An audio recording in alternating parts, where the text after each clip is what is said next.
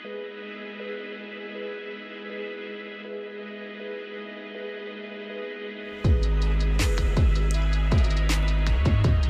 kubona inzu yo guturamo mu mujyi wa Kigali ifite agaciro karengeje miliyoni 500. Inzu n'imodoka ni kimwe mu bimenyetso by'ubukire mu bice bitandukanye byose by'isi. Iyo ufite inzu nziza, imodoka nziza, bakwita umukire mu gace utuyemo. Byagenze bite kugira ngo umukobwa ukiri muto nk'uyu nguyu yubake inzu ihenze kuri uru rwego? Nyuma ya Covid muri Kigali hatangiye kuba bimeze nk'ibitangaza, abakobwa n'abagore batangiye kuzamura proje zigaragara. Nyuma yo gushira hanze iyi nzu ku mbuga nkoranyambaga byabaye ibicika. Alliah abinyujije ku rubuga rwe rwa Instagram, Alliah yagiye yerekanye umuturirwa yubatse akawita Alliah uherereye Kibagabaga mu mujyi wa Kigali, ni mu karere ka Gasabo. Nyuma ya Covid hatangiye kuba bimeze nk'ibitangaza mu gihugu cyacu cy'u Rwanda, ubwo abakobwa n'abagore batangiye kumurika imiproje iremereye, ni ukuvuga imiturirwa idasanzwe, proje ndende n'ibindi bintu bikorwa bitandukanye. Ni kuri Big Day TV.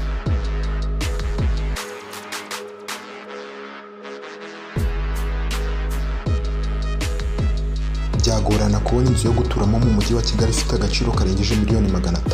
Inzu n'imodoka ni kimwe mu bimenyetso bigaragaza ko uri umukire mu bice hafi ya byose by'isi. Iyo ufite inzu nziza, imodoka nziza, mu gace utuyemo nta kabuza bakwita umukire. Byagenze bite kugira ngo umwana muto w'umukobwa yubake inzu ifite agaciro karengeje miliyoni 500? Nta wundi ni Alliah. Alliah wamenyekanye mu gukina filime nyarwanda guhera mu mwaka wa 2010 kugera na n'uyu munsi. Abinyujije ku rubuga rwe rwa Instagram yagaragaje inzu idasanzwe yise Alliah.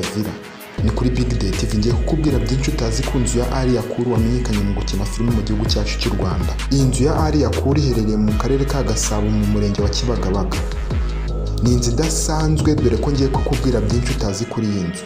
Nkuko nabikubwiye, Alliah wamenyekanye mu gukina filime nyarwanda, yatangiye kariyeri ye mu mwaka wa 2010. Alliah yatangiye akina muri filime ya Rwasa, nyuma yaho agenda akomeza gukina muri filime zitandukanye.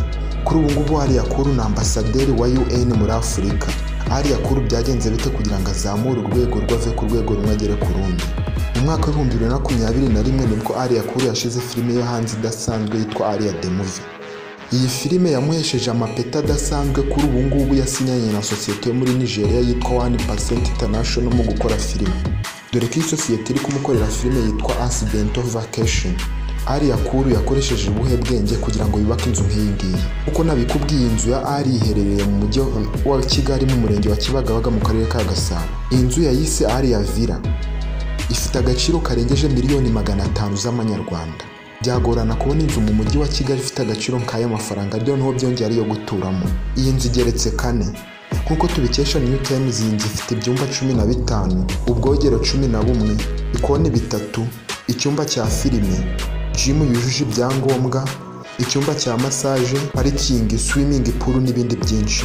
Mu minsi yari yabanje witwa Kate Bashabe nawe yagaragaje inzu ye ihenze cyane. Byagenze bite ku buryo abakobwa bo mu Rwanda batangiye kugenda bubaka amazu bikavugisha benshi ku mbuga nkoranyambaga? Alliah nyuma yo gushira hanze iyi nzu ku mbuga nkoranyambaga byabaye ibicika. Kuri Instagram comment zabaye nyinshi, post ziba nyinshi. Kuri Twitter ho sinavugana n'ubu biracyakomeye. Alliah benshi bavuga ko izi nzu azibona n'indi mitungo ye mu buryo butumvikana, ariko Alliah ura n'umunyamishinga. Alliah agira proje nyinshi nkuko nabikubwiye, kandi na ambasaderi wa UN muri Afurika, UN Peace Ambassador Eminent. Iyi nzu ya Alliah na n'ubu ngubu yavugishije abantu benshi bitari mu Rwanda no muri East Africa muri rusange. Ni ibintu byo kwishimira kandi byo kwibazaho. Tumenyereye ko inzu zihenze n'amamodoka atungwa n'abahungu, none atangiye kugenda atungwa n'abakobwa. Ni ibintu byo gushima. Covid ubwo yari itangiye kugenza gake mu mwaka wa 2020 mu mpera, abakobwa n'abagore batangiye kuzamura proje nyinshi ziremereye mu mujyi wacu wa Kigali. Ubu ngubu iyo urebye kwirebera hamenyere nko kubaka amazu meza kandi ahenze, abakobwa utakekaga bari kugenda bazamura imiturirwa. Iyi nzu ya Alliah nakubwiye ko idasanzwe. Iyi nzu iherereye mu mujyi wa Kigali mu murenge wa Kibagabaga mu karere ka Gasabo. Isize amarangi y'umweru kuva inyuma kugera imbere. Nabigusobanuriye, igeretse inshuro enye, ifite floor yo hasi, ya kabiri, ya gatatu ndetse n'iya kane. Iyi nzu ifite ibyumba 15 byo kuraramo ndetse n'ubwogero 11. Ifite kitchen 3, ni ukuvuga ibikoni 3 aho gutekera. Ifite icyumba cya cinema cyujuje ibyangombwa. Iyi nzu kandi ifite gym yayo n'icyumba cya massage. ifite parikingi yajyamo imodoka zirenga 5, ifite swimming pool ni ukuvuga pisine. Iyi nzu ifite agaciro karengeje miliyoni 500 iri mu zidasanzwe muri Kigali zo guturamo. Alliah uzi nka ISIMBI Alliance niwe wubatse uyu muturirwa akawita Alliah Villa. Ni kuri Big Day TV nuko tuzakurikiza ko update nyinshi uba ukwiye kumenya ku basitari ba hano mu Rwanda ndetse n'ibindi byinshi ukwiriye kumenya.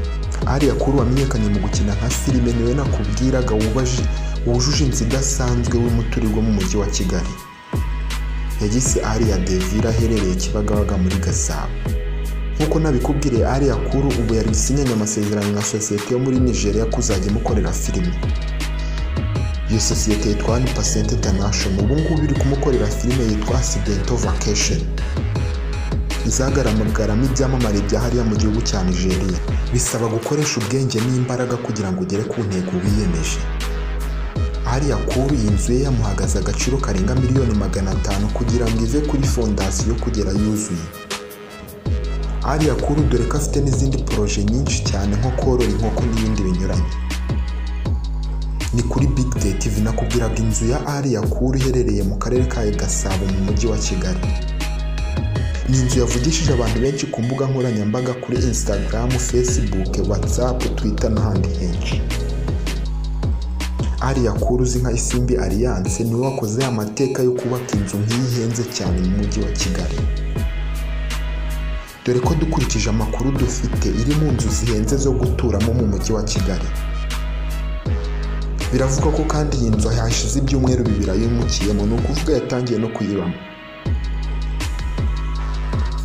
Amakuru dufite nuko inzu yayubatse mu gihe cy'umwaka wose guhera mu kwa 10 k'umwaka ushize kugeza mu kwa 10 k'uyu mwaka. Abinyujije ku rubuga rwa Instagram yashimiye abantu bose bamufashije kuva igikorwa gitangiye kugeza na n'uyu munsi. Ni kuri Big Day TV.